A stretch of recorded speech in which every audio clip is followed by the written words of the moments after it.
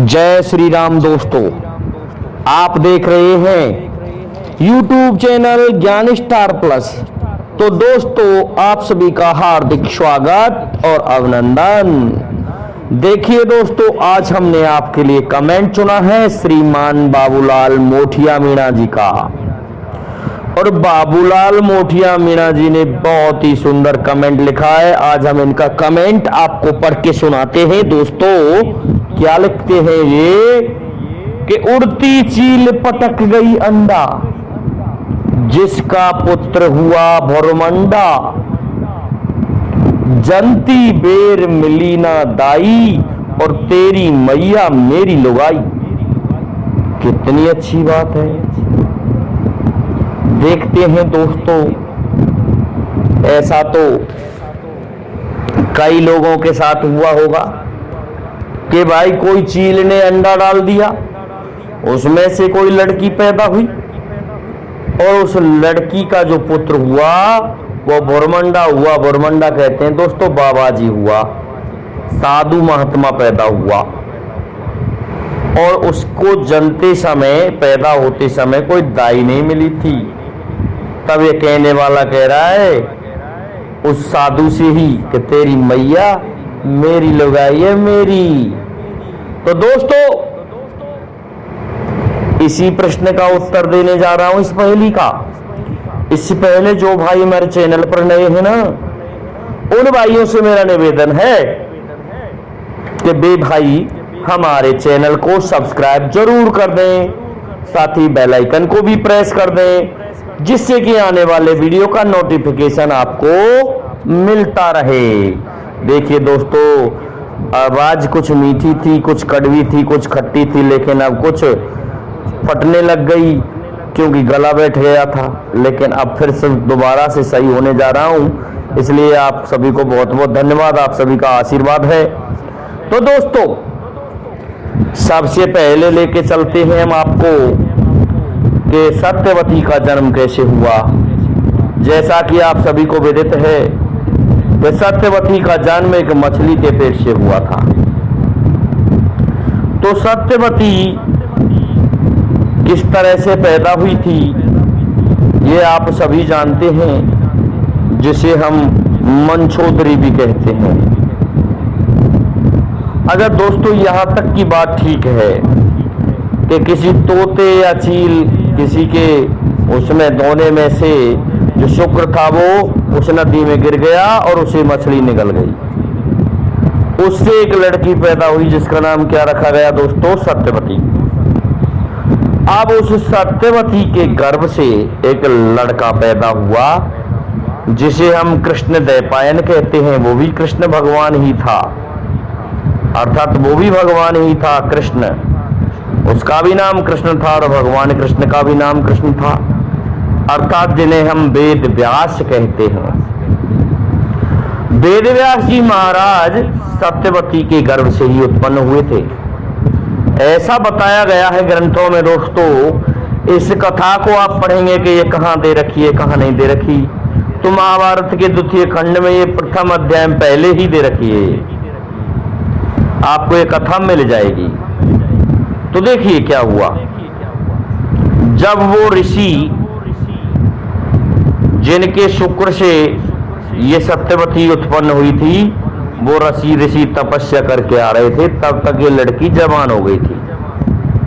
और तब तक ये जवान हो गई तो उस ऋषि ने उस नदी को पार करते समय उस लड़की से संभोग किया, और जो गर्भ रहा उससे उत्पन्न हुए थे वेद व्यास, जिन्हें इस पहेली में भोरमंडा कहा गया है। दोस्तों, भोरमंडा का अर्थ है राख रमाने वाला, भस्मी रमाने वाला, और भस्मी रमाने वाले वेद व्यास जी हुए थे। दोस्तों, उस समय कोई दाई नहीं मिली थी जब वेद व्यास जी का जन्म हुआ था। तो इन्होंने क्या किया, पैदा होते ही अपने उस नार को कंधे पर रख लिया। कितनी बुद्धि थी दोस्तों पैदा होते ही वेद व्यास जी में। और नार को कंधे पर रख के तपस्या करने चले गए। और तपस्या करने चले गए वन में। तो दोस्तों भेंट होती है कहाँ? अपने पिता पाराशर ऋषि से। तो पाराशर ऋषि ने दोस्तों ये पूछा था कि आप किसके पुत्र हो। तब दोस्तों पाराशर ऋषि ने यह एड्रेस दिया था कि ऐसा है, एक उड़ती चील पटक गई अंडा, अर्थात एक अंडा पटक गई थी उड़ती चील, जिससे तेरी माँ उत्पन्न हुई थी। और जब तेरी माँ उत्पन्न हुई तो उसे अश्वगंधा अर्थात मत्स्य गंधा से अश्वगंधा में मैंने ही परिवर्तित किया था, और फिर उसके जो गर्भ रहा वो मेरा रहा, और तू अब जो पुत्र पैदा हुआ है संत, तू मेरा अंश है, इसलिए तेरी जो माता है ना सत्यवती, वो मेरी लोगाई है। इस तरह से कहा था दोस्तों। कटाक्ष में पुत्र ने भी कह डाला कि बाई की मंचोदरी बाई के भय व्यास, और पूछो पंडित ज्योतिषी ते नाना कहूं के बाप। अरे इससे नाना कहूं या बाप कहूं, मेरी ये समझ में नहीं आ रहा। तो दोस्तों इस तरह की ये पहेलियां हैं जिनको हम विस्तार से नहीं कह सकते, क्योंकि इसमें कुछ एक लोग बुरा मानते हैं कहने में सुनने में कि इस तरह की पहेलियां आप ना डाला करें। फिर भी मेरा मन नहीं रहा, किसी ने कमेंट किया तो मैंने इसका गोल गोल में आपको उत्तर बताया है, और ये सत्य है दोस्तों, और हमारे पुराणों में लिखित है। तो इस प्रकार से ये पहेली यहाँ लगती है। आगे चल के यही वेद व्यास जी इतने विद्वान हुए कि इन्होंने 18 पुराणों का अध्ययन करने के पश्चात एक नया पुराण लिखा, चारों वेदों का अध्ययन किया। तो देखिए ये पुराण कौन सा था? जो 5वां जो वेद लिखा था, जिसे पंचम वेद कहते हैं, वो दोस्तों इन्होंने ही लिखा। इन्होंने ही कथा था, लिखा नहीं था। इन्होंने ही उसके श्लोक बोले थे, जिसे हम महाभारत कहते हैं। बताया गया है महाभारत की टीका में कि वेद व्यास जी को जब ये कहा गया भगवान कृष्ण द्वारा और युधिष्ठिर द्वारा कि आप हमारा इतिहास लिखें, तो उस समय वेद व्यास जी ने कहा कि मैं इतिहास तो लिख दूंगा, लेकिन उसे मुझे कोई बनाने वाला चाहिए या फिर लिखने वाला चाहिए। दोस्तों कहते हैं भगवान श्री कृष्ण के आदेश पर गणेश जी को बुलाया गया और गणेश जी से कहा गया कि आप लिखें, वेद व्यास जी बोलेंगे। तो गणेश जी ने एक शर्त लगा दी कि ऐसा है, यदि मेरी कलम बंद हो गई तो मैं लिखना बंद कर दूंगा, मैं फिर बिल्कुल नहीं लिखूंगा। तो वेद व्यास जी ने कहा आप लिखना बंद कर देना, लेकिन मैं जिस श्लोक को बनाऊं पहले उसके अर्थ को समझना, और अर्थ समझने के बाद आप लिखना। अर्थ समझ में नहीं आए तब तक आप अपनी लेखनी चालू नहीं करें। दोस्तों इस तरह की शर्त हुई। तो दोस्तों इस तरह के श्लोक बनाए हैं वेद व्यास जी ने कि उनके अर्थ को गणेश जी समझने में काफी समय ले जाते थे। कहते हैं फिर भी चतुर बुद्धिमान गणेश बुद्धि के दाता ही हैं, इसीलिए तो गणेश जी को बुद्धि का दाता कहा गया है। तो दोस्तों इन्होंने इनके लिए श्लोक बोले गणेश जी के लिए, और गणेश जी ने महाभारत को लिखा था, जो कि पंचम वेद कहलाया। ये ऐसे भुरमंडा पुत्र हुए थे पाराशर ऋषि के। दोस्तों और तो और एक दूसरी बात और है इसमें वेद व्यास जी से जुड़ी हुई, कि इन्होंने इतनी तपस्या की थी कि इनके माता सत्यवती के 2 पुत्र थे, चित्र और विचित्र वीर्य। ये दोनों ही बिना संतान पैदा किए मर गए। इनको क्षय रोग टीबी हो गया था दोस्तों। और जब ये मर गए तो माता सत्यवती को ग्लानि हुई कि मैंने भीष्म से प्रतिज्ञा गलत करवा दी। अब ये हस्तिनापुर की गद्दी उत्तराधिकारी के बिना सूनी पड़ी हुई है, तो इस उत्तराधिकारी कहां से मिले इस गद्दी को? ये पछतावा कर रही थी। तो इसको माता सत्यवती को अपने पुत्र वेद व्यास जी की याद आई। वेद व्यास जी को बुलाया गया और माता सत्यवती ने यह कहा कि तू मेरी ये 2 बहू हैं, तुम्हारे छोटे भाइयों की पत्नी है, इनसे संतान पैदा कर। तो गणेश जी ने क्या, वो वेद व्यास जी ने क्या उत्तर दिया था कि नहीं माता, ये नियम के प्रतिकूल है, मैं ऐसा नहीं कर सकता, लेकिन मैं मंत्र शक्ति द्वारा इनके पुत्र जरूर पैदा करके जाऊंगा।